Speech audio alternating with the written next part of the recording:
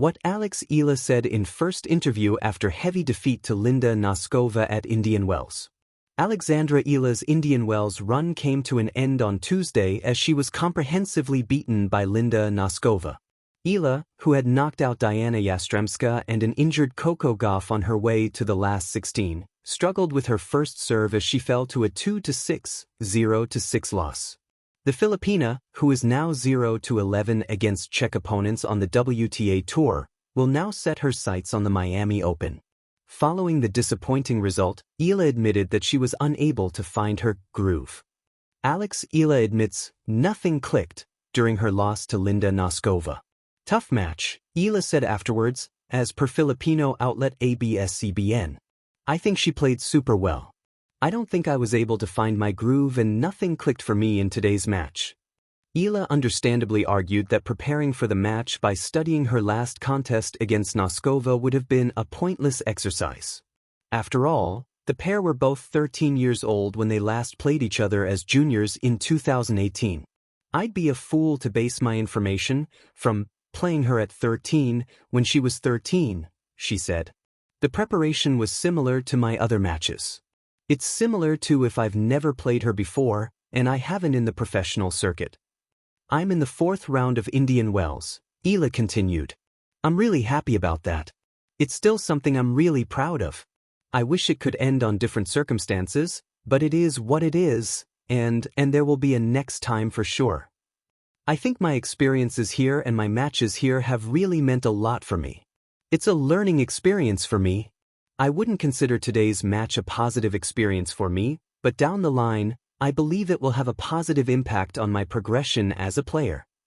Eala will now look ahead to the Miami Open, where she reached the semifinals last year. Eala, who was a wild card entry at the event, stunned Madison Keys and Iga Swiatek on her way to the semifinals before losing to Jessica Pegula. Eala will be defending 390 WTA ranking points heading into the 2026 Miami Open, the most points she will have to defend at any tournament all year. Alexandra Eala's prize money from Indian Wells. Eala can take plenty of positives away from her Indian Wells campaign, despite losing to Noskova on Tuesday. One must remember that this was Eala's debut run at the event, and yet she still managed to produce some of her best tennis. The Filipina is also set to receive a significant paycheck following her run to the 4th round. The 20-year-old will receive $105,720 in prize money following her performance in California. Eala will look to continue her strong start to the year in Miami. However, if she is to repeat her heroics of last year, she must improve her first serve potency. Against Noskova, the Filipina made 57% of her first serves, winning only 36% of those points. When nothing clicked, Eala's lesson after Indian Wells. The desert night at the Indian Wells Open felt strangely quiet after the match. Just under an hour earlier, the stadium lights had watched a storm unfold on court. Linda Noskova, sharp and relentless, had swept through the match in straight sets, 6-2, 6-0. Across the net stood Eala, a rising star carrying the hopes of a nation, yet on this night every swing felt slightly off, every rhythm just beyond reach. The scoreboard told one story, but the interview afterward told another. A night when nothing clicked. When Eala sat down for her first interview after the loss, there was no frustration in her voice, only honesty. I think she played super well, she admitted. I don't think I was able to find my groove and nothing clicked for me in today's match. In tennis, players often talk about rhythm, about timing the ball, feeling the court, letting instinct guide the body. But sometimes that rhythm disappears, like music fading from a radio signal. For Eala, this was one of those nights. Noskova had started aggressively from the opening game, breaking serve immediately and building pressure with every point. From a tense 4-2 moment in the first set, she surged through 8 consecutive games to close the match in just 55 minutes. The match moved quickly. Too quickly. By the time Eala could search for solutions, the match was already slipping away. Yet her words afterward revealed something deeper than defeat. Respect for the opponent.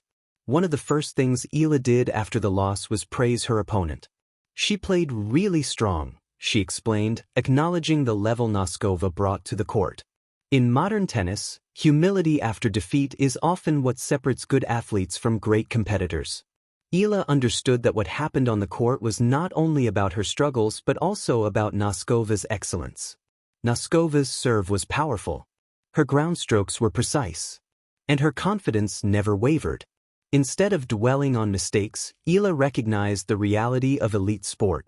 Sometimes the opponent simply performs better. This perspective is rare for someone so young.